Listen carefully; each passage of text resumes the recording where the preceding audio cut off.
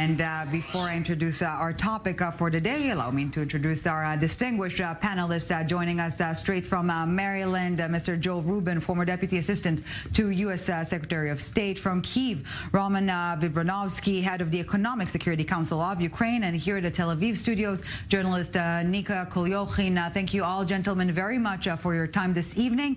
And our main topic is very simply put, as the war continues, the Russians are making advancements. There's a big question. What is the end game to the Ukraine war from the Western perspective? Let's take a deeper look and pick up the debate right after. As war rages on in Ukraine, countries around the world are continuing to push for a ceasefire as the economic impacts of Russia's invasion are being felt globally. Members of the Western intelligence have warned that the next few months may take on an unpredictable trajectory of violence, with the increased likelihood that Russia could threaten to use nuclear weapons. With further escalation in sight, what strategy are countries contemplating? Could divided viewpoints in the West be slowing progress? The United States and NATO are deeply involved militarily and economically, but it's not in America's best interest to plunge into a war with Russia. Are leaders seeking diplomacy, such as a settlement to ensure Ukraine's sovereignty, which would result in some sort of relationship between the West and Russia? Or has the goal shifted to target Russian President Putin individually? As fighting continues to mount in Ukraine, the limit on arms, money, and political support from external forces remains ambiguous, with Ukraine's leader Volodymyr Zelensky still waiting on the reality of just how much each country is willing to sacrifice. So, is diplomacy the best outcome for the world in the long term? And if so, when is the right time for it? Should the final aim be a Ukrainian victory or a compromise? Is there an endgame in sight for the West? So let's get to it. Is there even an end game for the West when it comes to the war in Ukraine? Dear gentlemen, you know the rules. You each get 30 seconds to lay out your initial stance, and we pick up the debate right after. So, Joel, please take the lead. It's great to be with you, Ellie. The end game is that Russia stops its unnecessary, illegal, and diabolical invasion of Ukraine. Vladimir Putin knows what he has to do, and that's to pull back at a minimum to where Russia was before February 24th, and to allow for real negotiations and talks to continue. But the sovereignty of Ukraine must be respected. It is not being respected by Russia. And until that happens, we're not going to see a diplomatic endgame that is going to bear fruit. Yes, Roman, your take on the matter. Yeah, hi. My guess is that the end game for the West is the survival of the West and the liberal order. It's not only about Ukraine. The only reasonable end game is to create circumstances where Russia will not strike again. After the Syria and Ukraine, there will be no other country that will be attacked by the Russia, because if Russia will be not stopped here in Ukraine, there will be next countries that will suffer in the way Ukraine suffers today. And last but definitely not least, Nick, the podium is yours. I believe that this game is for centuries already, and the Western world clash with Russia. It happens in different countries each time, and now the beautiful land of Ukraine and Ukrainian people are the ones that are suffering from this global game of over power, money, and geopolitical influence. Okay, gentlemen, so please feel free to interact from this point onwards. I don't even need to say respectfully. You're all very, pure gentlemen, so I'm not worried at all. And let's start the debate by the latest. We are seeing Russian advancement on the ground. Maybe the advancement or the achievement, so to speak, of Moscow in the area of Donbass is, quote unquote, this victorious image President Putin wanted and needed. Maybe it will be enough. Joel. Well, Vladimir Putin, his brain and the way he thinks has been confusing to everybody for the last half year. So there's no reason to believe that he's going to somehow stop at Donbass and just call it a day. And we in the United States, we're committed now to supporting Ukraine. We just passed a $40 billion additional funding bill for its military and humanitarian assistance in the economy. And the president has strong bipartisan backing for that.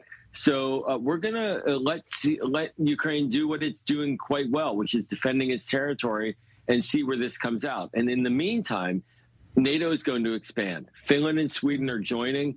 There's going to be a big NATO summit in a month. And Vladimir Putin has to understand that everything is going in the wrong direction for him. And he should do what you're suggesting, which is to pull up and stop and try to get into some negotiation. But I'm not quite sure he will.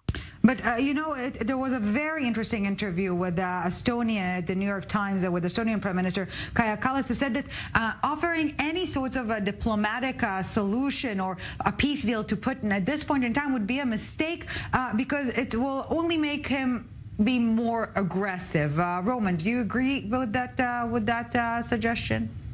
Absolutely.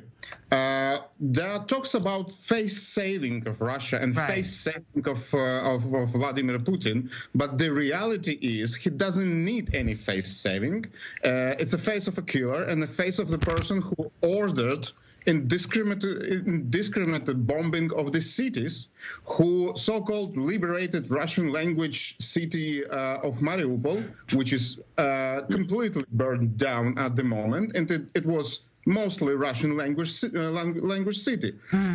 Russian Federation doesn't need face saving. Anything that what kind of face saving was done after the Georgian invasion? It just lead to Syria. What kind of face saving was done after the Syria and Aleppo? It was just lead to another atrocities.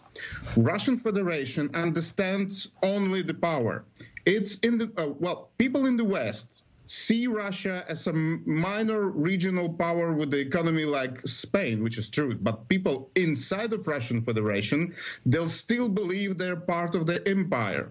And they are thinking that there is some sort of geopolitical games. I've heard about things about we suffer from geopolitical games. But what kind of geopolitical game is the Kremlin ordering killing and raping civilians in the suburbs of Kiev? I'm in Kiev right now, trying to flee. So it's not about the geopolitics. It's about the country that still thinks that it has to be an empire. And unfortunately, the world should show that it is impossible. So, Nick, do you agree? Do you think that the West should not provide this off-ramp, so to speak, to President Putin? And if we're talking about basic assumptions, another basic assumption is that you have a party here that will respect or obey to agreements that it has signed or will sign in the past. No guarantees that this is the modus operandi in Moscow. Well, I believe there are no winners in the war, just losers, and we should concentrate on the suffering of the people, of the Ukrainian people, and the justification of the war or of the West or of Russia. It doesn't matter. What is matter is the life of people, and I think this is the focus that we should always emphasize. And from Russian perspective, as they at least articulate it, they want to defend the people of Donbass. I'm not saying that this is the truth, but at least this is their win game. So we're hearing more talk about the need of a resolute, clear-cut defeat here, or as I quoted earlier in the broadcast, French President Emmanuel Macron saying, there needs to be an element of humiliation even when it comes to Putin. So he'll be sure that he made a mistake, then that everyone else will be certain that such aggression is a mistake. So let's talk about the different forms of defeat, if you will, militarily, economic, and also diplomatically speaking. Joel, what do you think will be the right path for the West at this point in time? Yeah, I think, Ellie, we're on that path in many ways in terms of the global humiliation of Vladimir Putin. He is isolated. He is barricaded in Moscow, afraid to leave. Joe Biden is out and about around the world. He'll be heading to the Middle East soon. He was just in Asia. Then he'll go off to the NATO summit in Europe at the end of the month. And so Moscow has lost. This has been a strategic failure for Russia, period. So now the question is what pieces do they have left to pick up? And the further it goes on, the further destruction to Russia's military, the further destruction to Russia's economy. It is isolated. It is getting kicked out of every global economic forum, financial sector connection. American companies are withdrawing. McDonald's is withdrawn. So it is really facing total global isolation diplomatically and economically and destruction militarily. And I think this is the path that we're on. I actually don't see the Biden administration in any hurry to try to save Vladimir Putin in some face-saving measure. Not at all. The question is when will President Zelensky decide he has enough power, enough leverage to really get Putin out and have Putin agree to that? While we all know very well that Vladimir Putin's agreements are pretty much worthless, as we've seen over the past 2 decades. And you know what? I would like to resonate your statement, Joel, perhaps going back to President Biden's, what was dubbed as a slip of the tongue, saying, again, long weeks ago, that Putin cannot remain in power. Maybe this should be the West's next goal? Well, it wasn't a slip of the tongue, but he certainly didn't. He's not pursuing a policy of regime change, but it wasn't a slip of the tongue. Roman, your thoughts? Well, I have to say that getting back to the history, my relatives were killed by Russian forces almost 100 years ago. Relatives of some of my friends were killed by the famine, which was artificial and created by Kremlin some of the 60 or something years ago. It's not about Putin. It's about the country that still lives in in something like 19th century, and still thinks that it should work in its 19th century. It just refuses the discussion about the future. So it's not about the war. It's about the possibility to talk about another important things. How can we talk about the global warming when the war like this is still there? How can we talk about the poverty? It's a common mistake to think that Russia feels isolated. How can Russia be isolated when they get about $1 billion per day from the oil and gas supply to the Europe, right, which was actually weaponized? Right. Right. So Nick, before we end this part of the discussion, do you think this, again, not too diplomatic slip of the tongue of President Biden might reveal the true intentions here? I think that we should, again, concentrate on how to end this war, not how to punish Russia, not how to demonize the Russian nation, no how to gain some gains for the West, just how to end the war. We should speak about peacemakers, heroes, and not about war heroes, not about humiliation, but about how to make people's lives back again, how they can have their lives back in Ukraine. This is our mission, and just this.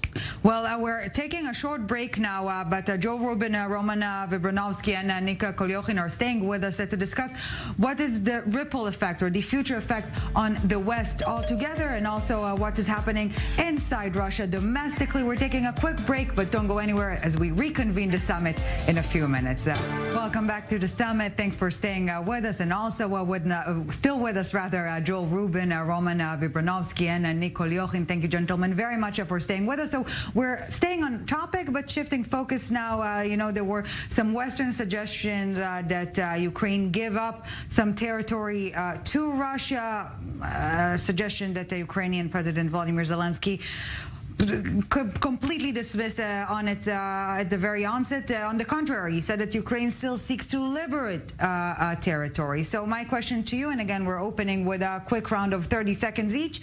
Can the West force Ukraine to engage in some sort of a peace deal? So again, 30 seconds each, and we pick up the debate right after. Roman, please take the lead. Thank you. I do believe and I do know that it's impossible to force Ukraine to any deal. No force works here because the majority of Ukrainians do not want to give up any territory because they understand that that's going to be the start of the end of the country, which no one will allow. And no government, no Ukrainian government will do something against the will of the people. Nick, your thoughts? Of course, that the West can force Ukraine to agree on a peace deal with Russia, but my fear is when Ukraine will want to have a peace deal with Russia, the West will force it to continue to fight, maybe because it won't be the interest of the West to end it at this point. Interesting. We didn't think it on the flip side of it, now last, but definitely not least. Joel, your stance? Yeah, no. The United States, the West, is not going to force Ukraine to take a peace agreement with Russia that it doesn't want.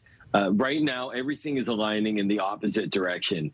We are supporting Ukraine diplomatically, we meaning the West. We are supporting Ukraine militarily and financially, and really allowing Ukraine to fight this war, giving it the time and space it needs to get to a place where it feels comfortable. So that's who's driving this diplomacy, and the West will watch and support that position. And gentlemen, let's engage in the debate now. And as mentioned earlier, please feel free to interact. You know, there's this long-standing phrase, if I'm not mistaken, by an Estonian prime minister, that Europe is not a geographic term, but rather a set of values, of shared values and principles. And perhaps in this respect, the Western victory is already achieved. We've seen NATO expanding. We're seeing renewed bids to join the European Union just from just this week. Moldovan and Georgian prime ministers reiterated their bid. So maybe this rejuvenation of the West is good enough of a quote-unquote victory, Joel? Well, it's certainly a good sign. It's a good sign that countries that are democracies want to band together to stand up to and defeat a dictatorship that is militarily invading without provocation a democratic neighbor.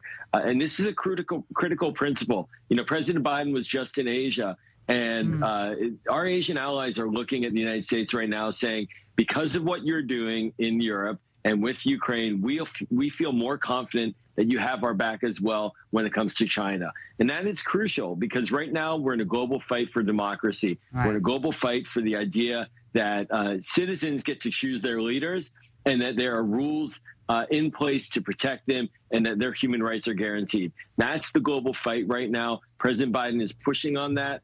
And for the West and for countries to want to sign up and be part of the mechanisms for that, NATO and the European Union in this case, that's a demonstration that we are winning that argument, and that the other side is losing, and losing badly. Yes, even suggestions of an Asian NATO, so to speak, of expansion of the Quad Alliance. So definitely there's a global ripple effect in this respect. Roman, do you think that this is a significant enough of an achievement to the West? Well, it's very hard for me to talk about achievement or about the victory, since I've got air raids in the capital of my country on a daily basis, sometimes three air raids. Excuse my terminology. There was no intention, of course, to undermine what you're all going through. Yeah. Yeah, I understand the point of view, but still, you have to understand that in Ukraine, the victory will be when we'll get back our soil and where we'll be not afraid of Russian rockets. And that's important. And I've heard that someone will force Ukraine to fight. Excuse me. That's we who are asking about more arms, and that's Ukrainians who are asking about more firearms, more firepower, just to protect ourselves. It's not about we fight in someone's war. We fight our Ukrainian war, which, by the way, started 8 years ago when Russia annexed Ukrainian Crimea and Ukrainian part of the Donbass. What we see now is just an advance of that. And when we talk about the peace deal, we are talking about getting back to that time when all Ukrainian soil is under the control of Ukrainian government. Are you referring to Crimea as well, from what I understand? Yeah. Yeah. Okay. We'll move forward because we don't have much time left. Nick, maybe as always, it's as the phrase goes, it's the economy, stupid. Maybe it's the pending or rather pressing global economic crisis that will bring about an end to the war. The spikes in energy prices, basic commodities. Maybe this is what will simply bring all parties to say enough is enough. We're on the verge of collapse. Yeah, I believe so. I think the West won already on the 24th of February when two brother nations, Ukraine and Russia, started the war because of Russia, of course. And now the West is feeling the economy and it is backfiring at them, the sanction that they imposed on Russia. And now it will be in their interest also to finish the war. But it's really easy to start wars and it's really difficult to end them. And now the Ukrainian proud people, they don't want to end the war, and I can understand them for sure, because another nation just invaded and they want their land back. And the West, they just putting oil inside of this fire, but now they feel the consequences, and maybe they will force, as we said before, Ukraine to go to peace deal with Russia. Right. Again, gentlemen, we're nearing the end of the debate, and I know it may sound like a broken record, but I must ask, what could be the game changer or the point in which we will see some advancements towards the end of the war? Roman, please. Well, I'm just wonder why we call any nation brother who acts like a terrorist country, because basically the whole world is suffering from the future famine due to the Russian aggression. And I think the only black swan we can expect is more rapid support of Ukraine by the weapons, because we are ready to defend ourselves. And the sooner we will it's not about winning the war, it's about the ending the war by getting back to what we had. Yes. Then we can talk about elimination of the poverty in the world, about the more equality in the world, and about the global warming. And terminology is definitely key here. Ending the war versus winning it. Joel, your thoughts? Yeah, look, the game changer is going to be when the Russian elites decide that Vladimir Putin has destroyed their country, and when they push him out and get him to stop this unnecessary, unjustifiable invasion of Ukraine. The Ukrainian people are not going to give up. They have been inspiring to the world, certainly to the United States here. What we have witnessed from afar has mobilized American opinion to support Ukraine in an extraordinary way. And so Vladimir Putin, he's isolated. His country is getting damaged. Its military is getting degraded. The United States is not going to let up. And at some point, Russia is going to have to understand there is no way out unless Putin is gone or pulls back completely and guarantees peace. That is what will have to happen, and the pressure is on Putin right now to do that. Nick, in the 20 seconds we have left, your final thoughts? I believe, as we said, economy will end the war when the population of the world will feel the starvation, the food crisis, and the stock market falling down, and all of this. Maybe this will encourage everybody to end this war.